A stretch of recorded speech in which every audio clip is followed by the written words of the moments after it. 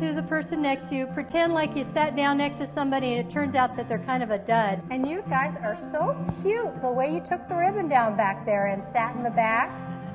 Bless your hearts. Hey, buddy. Get your arm up. Yeah, there you go. All right. Come on, up, up, up. Hey, sweetheart. You.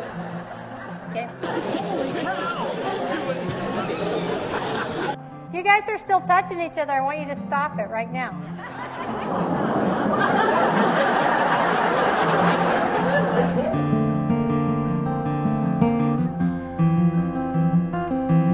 I learned a lot of business fundamentals at the saddle shop, and one of them was that you had to be a good neighbor. One of the things that's surprising to people who aren't from the West is that the word neighbor in the West is used as a verb. But neighbor is something that we do for each other. And they chose to do business with us. And we really appreciated that they made that choice and tried hard to make sure that every time they came into the store, they felt like they were getting treated like kings. I appreciate onstage and offstage at Disney, where you go through a little door and you're on stage, and you go behind that door and you're off stage. But I grew up in small town America. Where is off stage in a little town? We know that body language is about 55% of our message, words 7%, and tone of voice 38%. But then we get on the telephone and we don't have body language to show people anymore. And so on the phone, tone of voice becomes 86%. So one day I'm at the saddle shop and I'm working in the office and I'm talking on the telephone, and my big cowboy dad stands in the doorway and listens to my conversation. When the conversation ends, he says to me, and I quote, "Jeri May, when you're on the phone, you're a dud." Let's practice being on the telephone. And one of the ways that we communicate what that word means at any given time is with our tone of voice. Now, say the word and communicate, "I understand." Oh, good job. Good job. If your neighbor said the words, "I understand," they didn't, so whisper in their ear. Now say, "I don't understand." Oh, surprise. Disappointment. Oh, affection.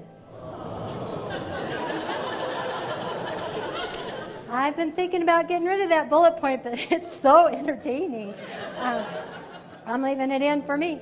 I had an experience as a junior high student working at the saddle shop. It was a small enough town that I could actually be left alone in junior high to run the store. And in comes the optometrist and his wife. It was real unusual to see her because she had rheumatoid arthritis, so she hardly ever left home.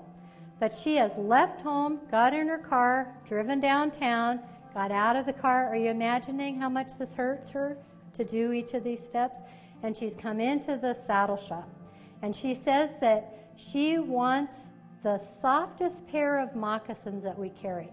And I have this vivid memory of being down on my knees like this, and I'm holding in my hand this gnarled little damp foot.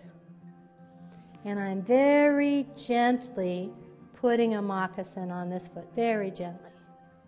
I don't want to hurt her. And at that moment, I remember thinking how proud I was of myself. And I'm proud because I'm not paying attention to anything but her. I'm not looking at my stock. I'm not talking to my friend on the phone. I'm there for her. I've listened carefully to what she told me she needed, and I am really attentive to her. I learned about that from a Basque sheep herder from southern Idaho. Now, is that a high-status job in our culture, sheep herder? No, but this guy had the best self-talk of anybody I'd ever met. He was a Basque sheep herder from southern Idaho. He would order things from us by mail, so we decipher his letter, and then we get down to the end, and there's a signature with initials after it. So a dentist is a DDS, and a veterinarian is a DVM, right? Well, this guy has initials after his name, and I don't. So I'm wondering, man, what is he?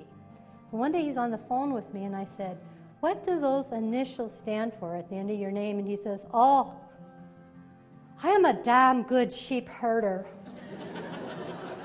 Well, what's his self-talk? What's his self-talk? It's positive attitude. And I hope that what I've been able to share with you helps you be DG at whatever it is that you do. Thank you.